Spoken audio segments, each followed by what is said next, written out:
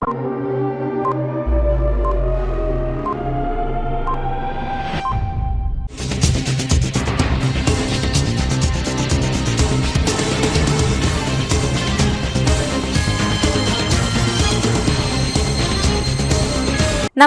CTV ന്യൂസിലേക്ക് സ്വാഗതം. ആദ്യം പ്രധാന വാർത്തകൾ.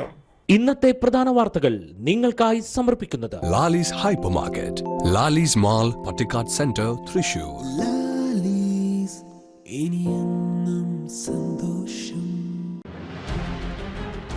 ജില്ലയിൽ മഴ കുറഞ്ഞെങ്കിലും ജാഗ്രത നിലനിർത്തിയാണ് പ്രവർത്തനങ്ങൾ നടത്തുന്നതെന്ന് മന്ത്രി ആർ ബിന്ദു.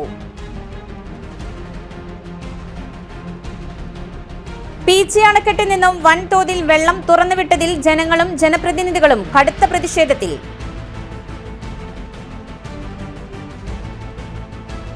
മഴ കുറഞ്ഞ് വെള്ളം വീടുകളിൽ നിന്ന് ഒഴിഞ്ഞതോടെ വീടുകൾ ശുചീകരിക്കുന്ന തിരക്കിലാണ് വീട്ടുകാർ. നടത്തറ പഞ്ചായത്ത് ദുരിതാശ്വാസ ക്യാമ്പിലെത്തിയത് 250 വരം വീട്ടുകാർ.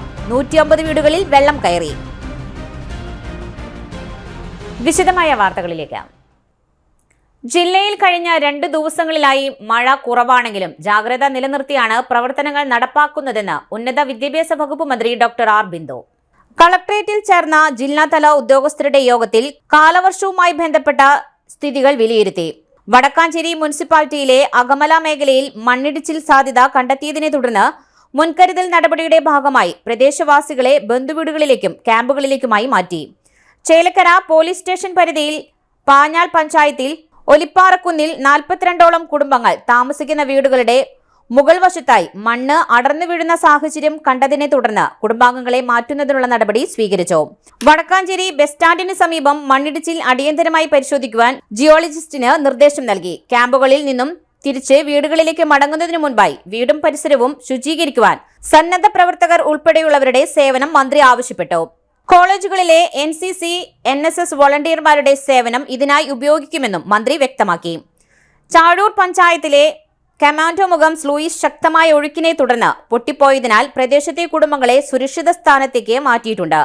കൂടുതൽ ജോലിക്കാരെ നിയോഗിച്ച് അടിയന്തര പരിഹാരം കാണുവാൻ നിർദ്ദേശം നൽകി. യോഗത്തിൽ ജില്ലാ കളക്ടർ അർജുൻ പാണ്ഡ്യൻ, പാടൂർ, ചേർപ്പ്, പാറളം പഞ്ചായത്ത് പ്രസിഡന്റുമാർ MDMT Murali, assistant collector Athul Sagar, ജില്ലാതല ഉദ്യോഗസ്ഥർ തുടങ്ങിയവർ പങ്കെടുത്തു. ജില്ലയിൽ ദുരിതാശ്വാസ പ്രവർത്തനങ്ങൾ വളരെ കൃത്യമായ നിലയിലാണ് മുന്നോട്ട് പോയിട്ടുള്ളത്.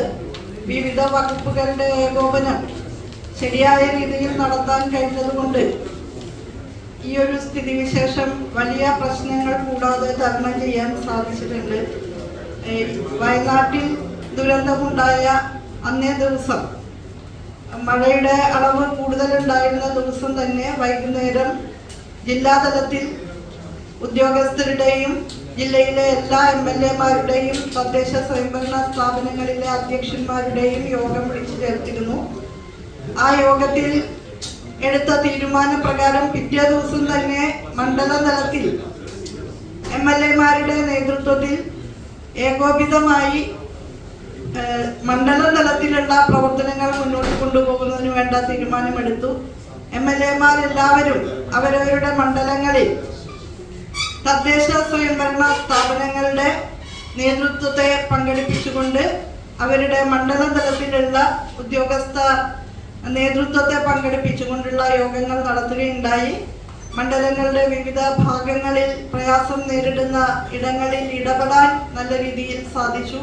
കുറുമാലിപ്പുഴയിലും കരുവന്നൂർ പുഴയിലും വെള്ളം കുറഞ്ഞതിൻ്റെ ഭാഗമായും ചാലക്കുടി പുഴയിലും പ്രയാസങ്ങൾ ഉണ്ടായിരുന്നു. ഇന്നലെ ചിമ്നി ഡാം തുറന്നതിനെ തുടർന്ന് ജലനിരപ്പ് ഉയരുന്ന ഒരു പ്രത്യേക സ്ഥിതിവിശേഷം ഉണ്ടായിരുന്നു.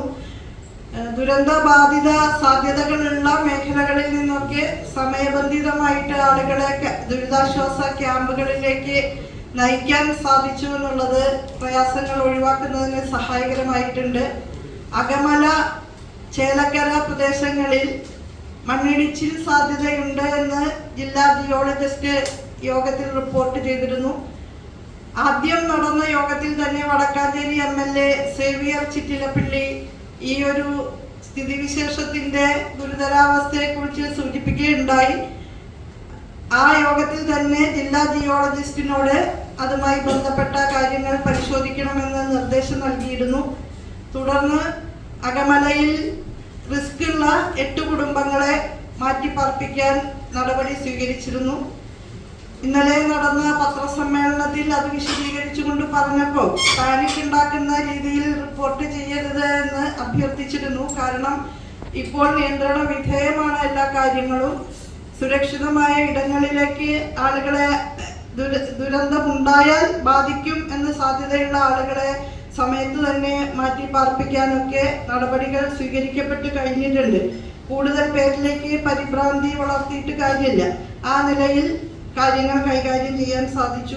പീച്ചി അണക്കെട്ടിൽ നിന്നും ക്രമാതീതമായി വെള്ളം തുറന്നുവിട്ട് നിരവധി നാശനഷ്ടങ്ങളുണ്ടായതിൽ ജനങ്ങളും ജനപ്രതിനിധികളും കടുത്ത അമർഷത്തിലാണ്. പീച്ചി അണക്കെട്ടിൽ നിന്നും തുറന്നുവിട്ട വെള്ളം കോർപ്പറേഷന്റെ 10-ലധികം ഡിവിഷനുകളിലും പുറത്തും പുത്തൂർ, നടത്തറ, പാണഞ്ചേരി, മാടക്കത്തറ, നെന്മണിക്കര, തൃക്കൂർ പഞ്ചായത്തുകളിലെ പല പ്രദേശങ്ങളിലും വീടുകളിലും റോഡുകളിലും വെള്ളം കയറി. പലർക്കും വീടുപേക്ഷിച്ച് ബന്ധുവീടുകളിലും അഭയാർത്ഥി ക്യാമ്പുകളിലും പോകേണ്ടി വന്നു. എന്തിനധികം വിയൂർ, പെരിങ്ങാവ്, ചേറൂർ പ്രദേശങ്ങളിൽ വരെ വെള്ളം വ്യാപകമായി നാശം വിതച്ചു. ചരിത്രത്തിലാദ്യമായി പീച്ചി അണക്കെട്ടിന്റെ ഷട്ടറുകൾ 72 ഇഞ്ച് വരെ തുറന്ന് വെള്ളം തുറന്നുവിടേണ്ട സാഹചര്യം ഉണ്ടായിരുന്നില്ലെന്ന് വാദിക്കുന്നവർ നിരവധിയാണ്. തർക്കം മുറുകിയതോടെ വിഷയം സംബന്ധിച്ച് അന്വേഷണം നടത്തി റിപ്പോർട്ട് നൽകുവാൻ ജില്ലാ കളക്ടർ സബ് കളക്ടറോട് ആവശ്യപ്പെട്ടിരിക്കുകയാണ്. എന്നാൽ ഒരു കാര്യം പറയാതെ വയ്യ. 2018 ഡാം തുറന്ന് വെള്ളം പുറത്തേക്ക് വിട്ടത് കൃത്യസമയത്തായിരുന്നു. അന്ന് കാര്യങ്ങൾ ശരിയായി നടന്നതിൽ പരിചയസമ്പന്നരായ ഉദ്യോഗസ്ഥർ ഉണ്ടായിരുന്നു. അന്നത്തേക്കാൾ ഭയാനകമായ സ്ഥിതിയാണ് കഴിഞ്ഞ ദിവസങ്ങളിൽ ഉണ്ടായത്. ഇറിഗേഷൻ വകുപ്പിൽ നിരവധി തസ്തികകൾ ഒഴിഞ്ഞുകിടക്കുന്നു. ജില്ലാ എക്സിക്യൂട്ടീവ് എഞ്ചിനീയർ തസ്തികയിൽ ആരുമില്ല. പീച്ചി സബ് ഡിവിഷനിൽ ഇപ്പോഴും അസിസ്റ്റന്റ് എക്സിക്യൂട്ടീവ് എഞ്ചിനീയർ തസ്തികയിൽ ആളില്ല. ആകെയുള്ള ഒരു അസിസ്റ്റന്റ് എഞ്ചിനീയർ മാത്രം. മഴക്കാലം മൂർച്ഛിക്കുമ്പോൾ ഡാം നിറയുമെന്ന് സാഹചര്യം മുൻകൂട്ടി മനസ്സിലാക്കി വെള്ളം ഘട്ടഘട്ടമായി പുറത്തുവിട്ട് ഡാമിന്റെയും ജനങ്ങളുടെയും സുരക്ഷ ഉറപ്പാക്കണം. ഈ തീരുമാനമെടുക്കേണ്ടത് എക്സിക്യൂട്ടീവ് എഞ്ചിനീയറാണ്. എന്നാൽ ഇപ്പോൾ ഇതിനുള്ള അധികാരം കളക്ടർക്കാണ്. കേന്ദ്ര സർക്കാരിന്റെ റൂൾ കർവ് അടിസ്ഥാനമാക്കണമെന്ന ഉത്തരവ് പീച്ചിയിൽ ഇതുവരെ നടപ്പിലാക്കിയിട്ടില്ല എന്നതും ശ്രദ്ധേയമാണ്.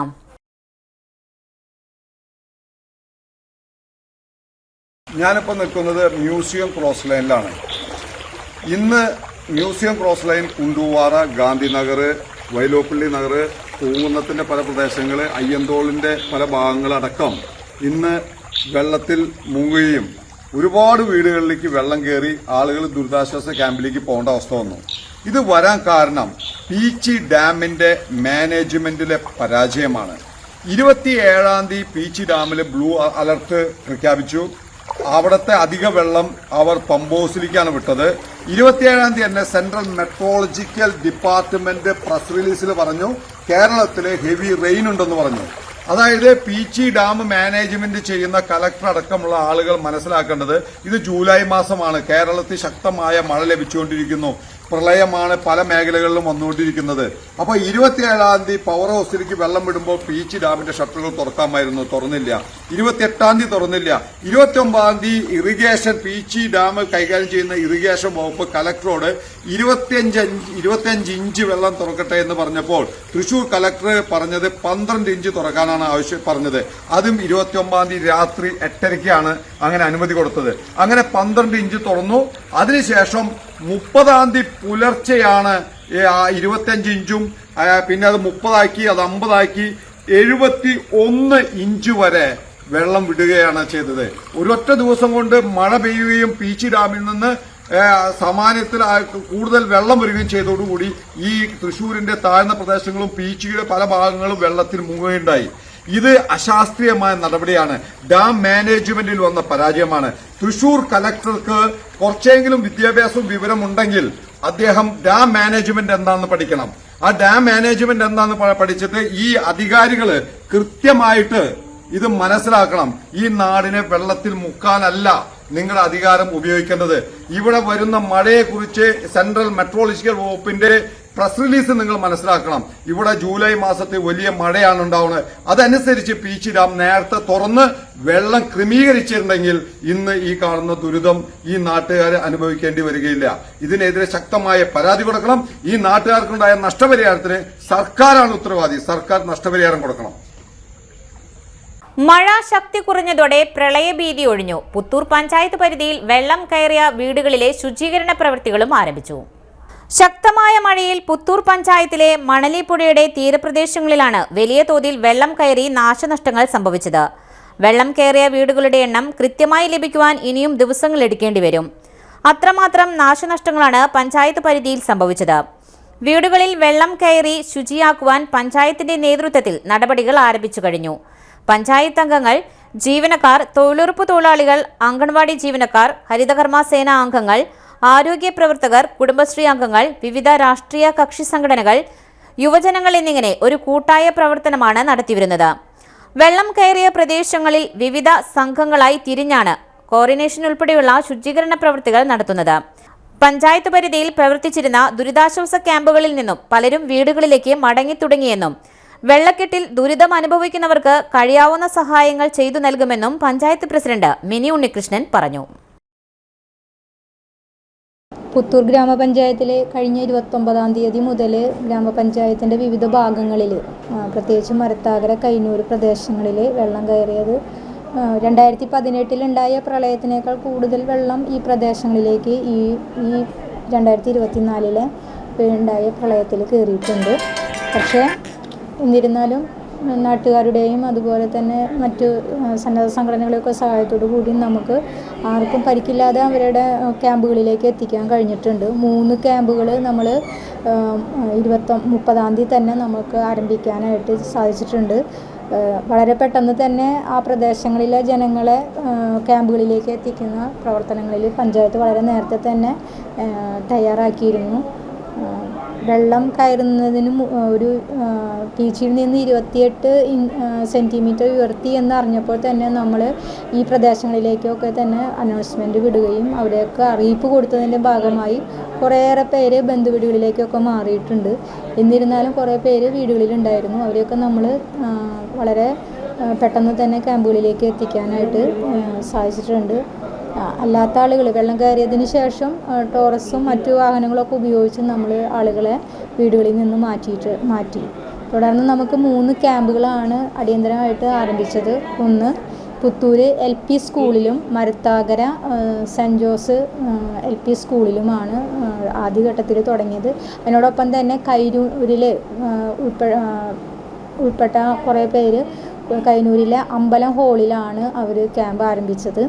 അവിടെ ഒരു ക്ഷേത്രത്തിൻ്റെ ഹാളിലാണ് അവർ പാർത്തത്. അവിടെ നമുക്ക് 168 പേരോളം അന്ന് ക്യാമ്പിലുണ്ടായിരുന്നു. പുത്തൂർ ക്യാമ്പിൽ 133 അംഗങ്ങളുണ്ട്. അതുപോലെ മരത്താകര ക്യാമ്പിലാണ് ഏറ്റവും കൂടുതലായിട്ട് ആളുകളുള്ളത്. അവിടെ 600-ൽ പരം ആളുകൾ നമുക്ക് ക്യാമ്പിൽ ഉണ്ടായിരുന്നു. മരത്താകരയിലെ പുഴമ്പള്ളം വാർഡ് 18, 17, 18, 19 വാർഡുകളിലെ ആളുകളാണ് ആ ക്യാമ്പുകളിൽ ഉള്ളത്. അതുപോലെ 23-ൽ 30-ാം തീയതി വൈകിട്ടാകുമ്പോഴേക്കും വാർഡ് 23-ൽ എളന്തിരുത്തി പ്രദേശത്തും വെള്ളം കയറിയതിനെ തുടർന്ന് അവിടെ നിന്നും ആളുകൾ അങ്ങോട്ട് മാറ്റേണ്ടി വന്നു. അങ്ങനെ 620ഓളം പേര് 30, 31 തീയതികളിലൊക്കെ ആയിട്ട് നമ്മുടെ ക്യാമ്പുകളിൽ ഉണ്ടായിരുന്നു.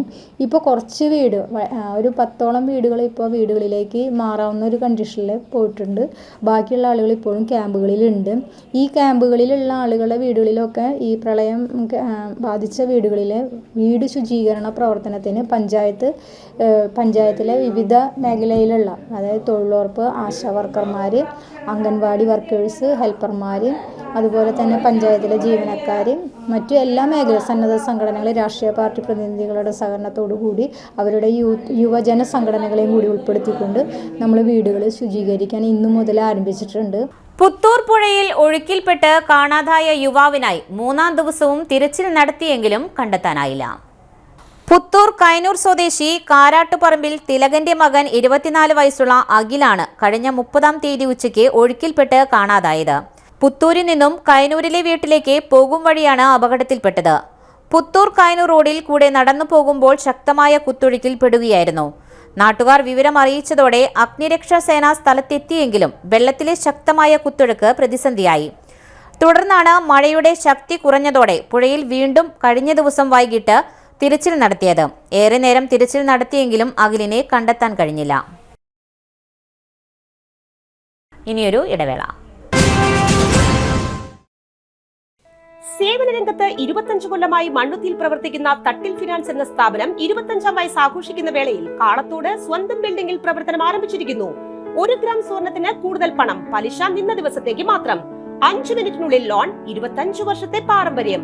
നിങ്ങൾ തരുന്ന സ്വർണത്തിന് കൂടുതൽ പണം. Thattil finance, Thattil arcade, Kalathode. Head office Thattil finance, Kalpaka complex, Mannuthy. 35 വർഷത്തെ പ്രവൃത്തി പരിചയമുള്ള മണ്ണുത്തിയിലെ ഏക സ്ഥാപനം Rachana laboratory. Fully computerised, ISO certified laboratory.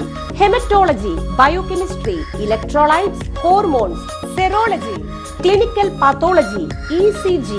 Fully automatic മെഷീനറികളുടെ സഹായത്താൽ ഉത്തരവാദിത്വത്തോടുകൂടി റിസൾട്ടുകൾ പേഷ്യൻസിന് ലഭ്യമാക്കുന്നു. ഒറ്റ ഫോൺ കോളിൽ ഹോം സർവീസ്. വിദഗ്ധരായ ടെക്നീഷ്യന്മാരുടെ സേവനം. എല്ലാ ദിവസവും രാവിലെ 7 മുതൽ വൈകിട്ട് 7 വരെയും ഞായറാഴ്ചകളിൽ രാവിലെ 7 മുതൽ ഉച്ചയ്ക്ക് 1 മണി വരെയും തുറന്നു പ്രവർത്തിക്കുന്നു. Rachana laboratory, NH road, Mannuthy. ISO certified laboratory. Mediplus, ortho, ENT and chest clinic, Mannuthy. അസ്ഥി, വാദം സംബന്ധ എല്ലാ രോഗങ്ങൾക്കും orthopaedic surgeon doctor Amalu Joy ചൊവ്വ വ്യാഴം ദിവസങ്ങളിൽ 5:30 മുതൽ സേവനമനുഷ്ഠിക്കുന്നു. ENT സ്പെഷ്യലിസ്റ്റ് ഡോക്ടർ അരുൺ ചെവി, മൂക്ക്, തൊണ്ട സംബന്ധമായ രോഗങ്ങൾക്ക് ബുധൻ, വെള്ളി ദിവസങ്ങളിൽ വൈകിട്ട് 5:30 മുതൽ രോഗികളെ പരിശോധിക്കുന്നു. വിട്ടുമാറാത്ത ചുമ, കഫക്കെട്ട്, ആസ്മ, അലർജി എന്നീ ശ്വാസകോശ രോഗങ്ങൾക്ക് pulmonology specialist doctor Jagadish Raj ചൊവ്വ, ശനി ദിവസങ്ങളിൽ രാവിലെ 9 മണി മുതൽ സേവനമനുഷ്ഠിക്കുന്നു. ബുക്കിംഗിനായി contact Mediplus diagnostics, digital x-ray, laboratory and ECG, Suvarna bazaar, market road, Mannuthy. Phone 0487-237-2374, mobile 790227-2374. ഉറങ്ങണില്ല, ഏതു നേരം ഈ പാവം പിടിച്ചോണ്ടിരിപ്പാ. കുട്ടി പറയൂ, എന്താണ് യഥാർത്ഥ പ്രശ്നം? ഒന്നുമില്ല. You have any sort of depression? പ്രണയ നൈരാശ്യം? മൂട്ടയൊന്നുമില്ല, പക്ഷെ കിടക്കാം. ഓ, ഇത് ഏത് മെഡിസിൻ? മെഡിസിൻ അല്ല, royal bed house. Best royal bed house, Shoranur road, Thrissur. വീണ്ടും വാർത്തയിലേക്ക്. പീച്ചി അണക്കെട്ടിൽ നിന്നും വന്ന ശക്തിയായ വെള്ളം മണലി പുഴയുടെ കരകളിലെ മിക്ക വീടുകളിലും കൃഷിയിടങ്ങളിലും വെള്ളക്കെട്ട് സൃഷ്ടിച്ചിരുന്നു. ഇപ്പോൾ മഴ ശമനമായതോടെ വീടുകളിൽ വെള്ളം കയറി താമസം മാറിപ്പോയവർ തിരികെ എത്തി വീട്ടിലെ ചെളിയും മാലിന്യങ്ങളും നീക്കുന്ന തിരക്കിലാണ്. കടലാശ്ശേരി, പാഴായി ഭാഗങ്ങളിൽ നാശം വിധിച്ച വെള്ളം ഇറങ്ങിയതോടെ പുഴയിൽ മീൻ പിടിക്കുവാൻ എത്തുന്നത് നിരവധി പേരാണ്.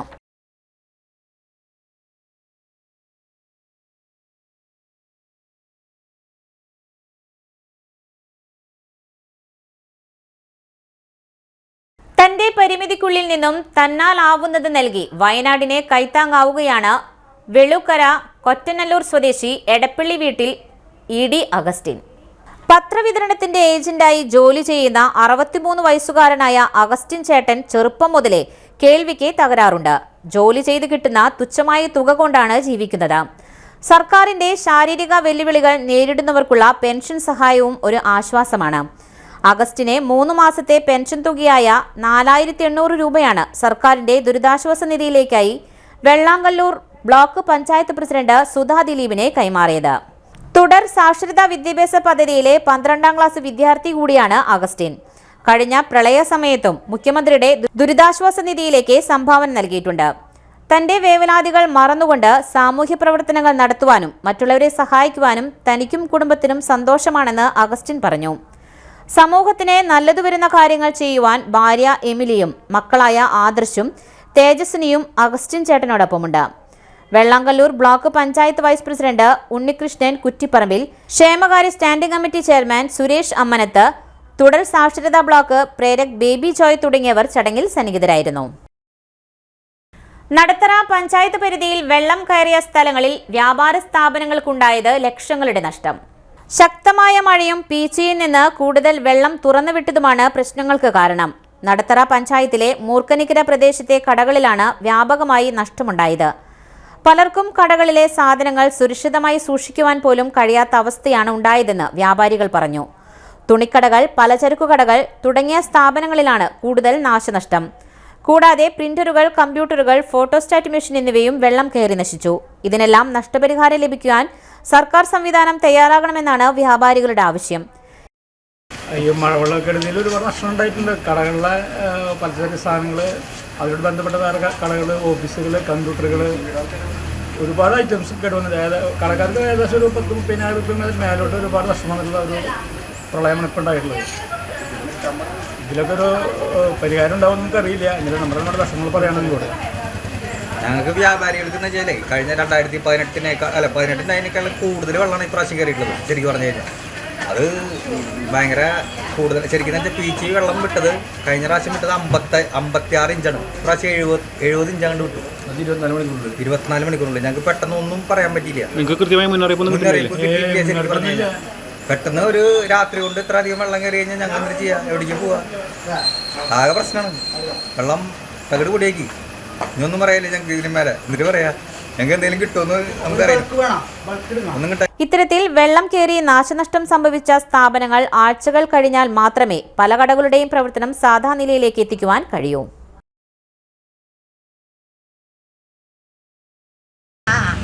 അധികാരികളുടെ ഈ ഉത്തരവാദിത്തമില്ലായ്മ കാരണം കൊണ്ട് ഞങ്ങളെപ്പോലുള്ള സ്ഥാപനത്തിൽ വർക്ക് ചെയ്യുന്ന ആൾക്കാർക്ക് സ്ഥാപനത്തിനും ഭയങ്കര നഷ്ടമാണ് ഉണ്ടായിരിക്കുന്നത്. അത് അധികാരികൾ ശ്രദ്ധിക്കേണ്ടതാണ്. അല്ല, ഒരു കണക്കില്ലാണ്ടാണ് അവർ വിട്ടത്. കുറച്ച് മുമ്പ് കുറേശ്ശെ തുറന്നു വിടുകയാണെങ്കിൽ ഞങ്ങൾക്കൊരു ബുദ്ധിമുട്ടുണ്ടാവില്ല. ഇതിപ്പോൾ തോന്നിയ മാതിരി വിട്ടു, ഒരു അറിയിപ്പില്ലാണ്ട്.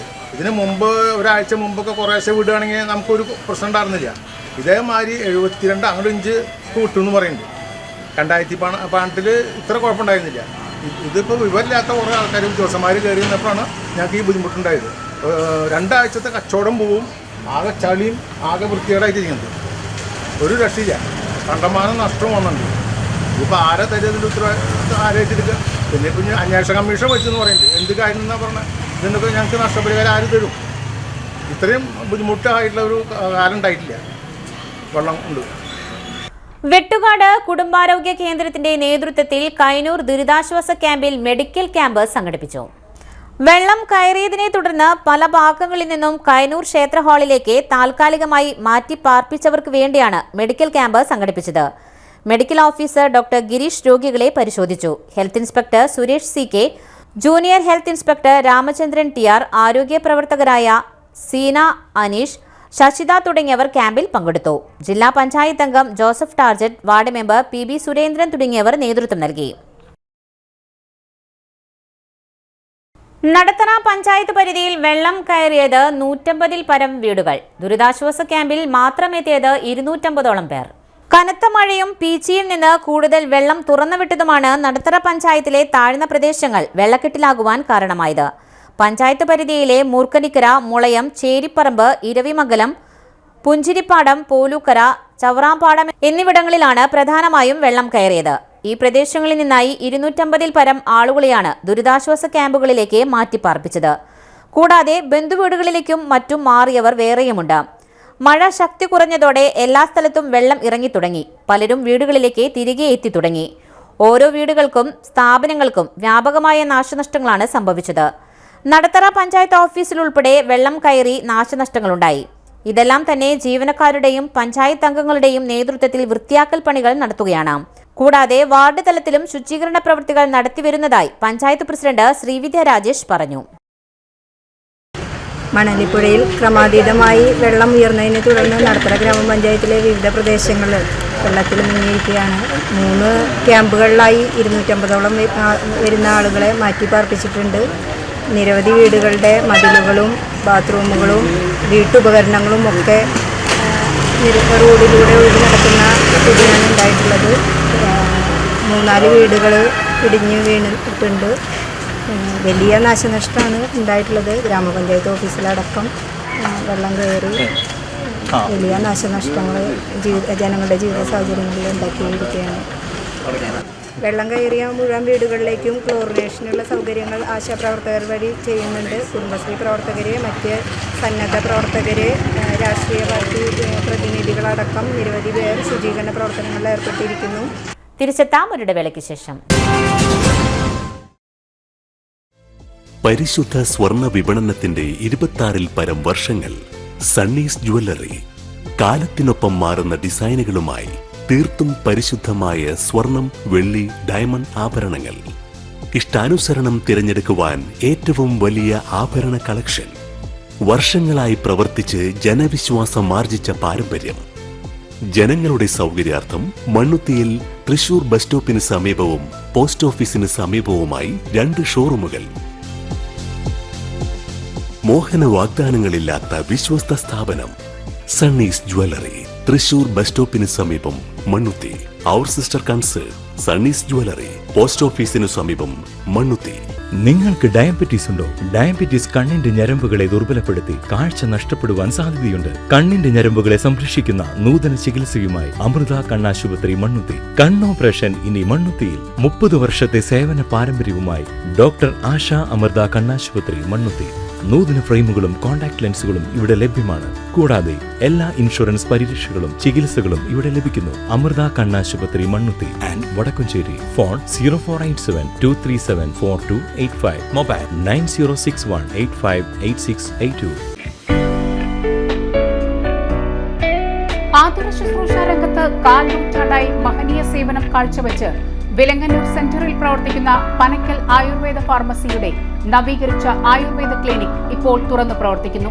തിങ്കൾ, വെള്ളി ദിവസങ്ങളിൽ വൈകിട്ട് 3 മുതൽ 6 വരെ ഡോക്ടർ വിനയ ജിബിൻ പനക്കൽ രോഗികളെ പരിശോധിക്കുന്നു. സ്ത്രീകൾക്കായി പ്രത്യേക പരിശോധനാ സംവിധാനം. ഏത് രോഗത്തിനും പ്രതിവിധി. Panakkal Ayurveda pharmacy, Vilangannur. Phone number 9495225992. വീണ്ടും വാർത്തയിലേക്ക്. വയനാട്ടിലെ ഉരുൾപൊട്ടലിൽ ദുരിതം അനുഭവിക്കുന്നവരെ സഹായിക്കുവാൻ വെട്ടുകാട് യൂത്ത് കോൺഗ്രസിന്റെ നേതൃത്വത്തിൽ ശേഖരിച്ച അവശ്യവസ്തുക്കൾ കൈമാറി. യൂത്ത് കോൺഗ്രസ് പ്രവർത്തക കാവ്യ രഞ്ജിത്തിന്റെ നേതൃത്വത്തിലാണ് അത്യാവശ്യ സാധനങ്ങൾ സമാഹരിച്ചത്. വ്യാപാരികൾ, സ്വകാര്യ വ്യക്തികൾ തുടങ്ങിയവരിൽ നിന്നുമാണ് അവശ്യവസ്തുക്കൾ ശേഖരിച്ചത്. ഭാരതീയ ദളിത് കോൺഗ്രസ് സംസ്ഥാന secretary ES Baiju, Josutty, ML baby, advocate Shaji Kodankandath, Sadanandan തുടങ്ങിയവർ നേതൃത്വം നൽകി.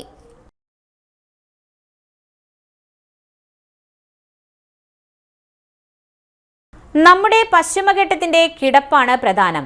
അവിടെ ജഗ്ഗിൽ നിന്ന് വെള്ളം ഒഴിക്കും പോലെ പെട്ടെന്ന് ശക്തമായി മഴ പെയ്താൽ ഇനിയും പലയിടങ്ങളും ഉരുൾപൊട്ടും. അത് സ്വാഭാവികമാണ്. എത്രയോ കാലമായി അത് നടന്നുകൊണ്ടിരിക്കുന്നു. ചെങ്കുത്തായ ഭൂപ്രകൃതികൾ, കൊടും കാടുകൾക്കുള്ളിലും ഇത്തരം മഴ പെയ്യുമ്പോഴൊക്കെ അത് നടന്നുകൊണ്ടിരിക്കുന്നു. ഇപ്പോൾ ഉരുൾപൊട്ടിയ ഇടവും കിലോമീറ്റർ ഉള്ളിലുള്ള കൊടും കാടാണ്. 2018-ലും 2019-ൽ പൊട്ടിമുടി ദുരന്തത്തിനും ശേഷമൊക്കെ ആ കാടുകളിൽ പോയിട്ടുള്ള ആളാണ് നമ്മുടെ പശ്ചിമഘട്ടത്തിലെ ആംഫിയൻ ജീവിതം അത്രമാത്രം ആഴത്തിൽ പഠിച്ച ഡോക്ടർ അനിൽ സക്കറിയ. അന്ന് അദ്ദേഹം അവിടെ കണ്ട കാഴ്ചകൾ ഈ വീഡിയോയിൽ പറയുന്നുണ്ട്. തവള കരഞ്ഞാൽ മഴ പെയ്യുമോ? ടൈറ്റിലിൽ മലബാർ നാച്ചുറൽ ഹിസ്റ്ററി സൊസൈറ്റിയുടെ സംഘാടനത്തിൽ നടന്ന ഒരു ടോക്ക് വീഡിയോയിൽ നിന്നുള്ള ഭാഗമാണ്. ഡാം തുറന്നുവിട്ട് പ്രളയം ഉണ്ടായെന്ന് വിശ്വസിക്കുന്ന ഒരു കൂട്ടം ആളുകൾ ഇപ്പോഴുമുണ്ട്.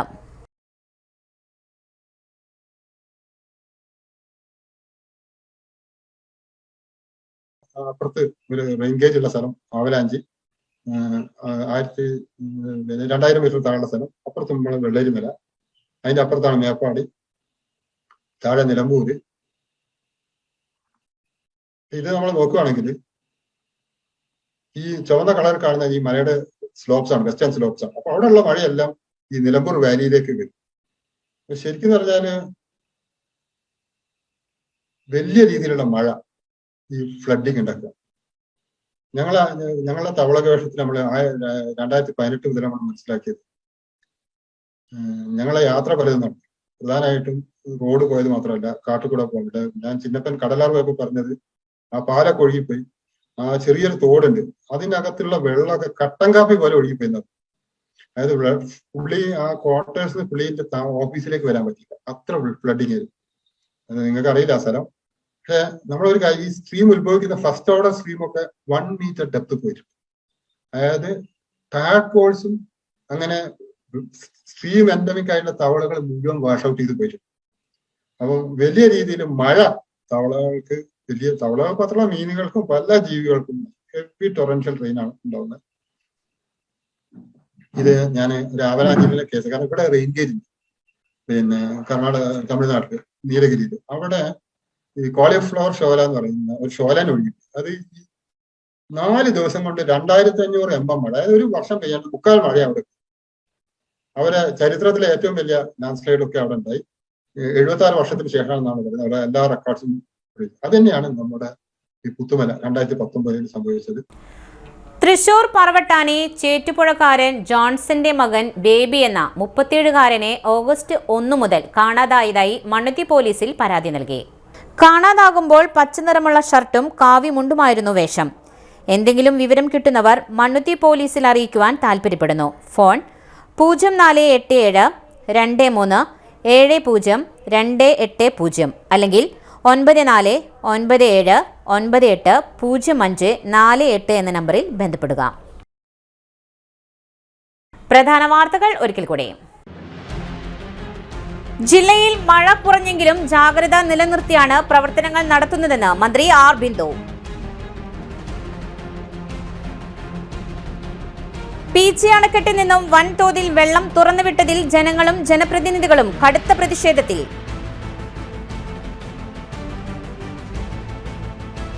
മഴ കുറഞ്ഞ് വെള്ളം വീടുകളിൽ നിന്ന് ഒഴിഞ്ഞതോടെ വീടുകൾ ശുചീകരിക്കുന്ന തിരക്കിലാണ് വീട്ടുകാർ.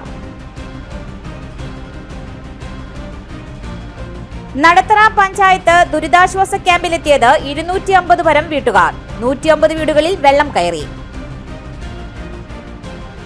ഇതോടെ വാർത്താ ബുള്ളറ്റിൻ പൂർണ്ണമാകുന്നു. നമസ്കാരം.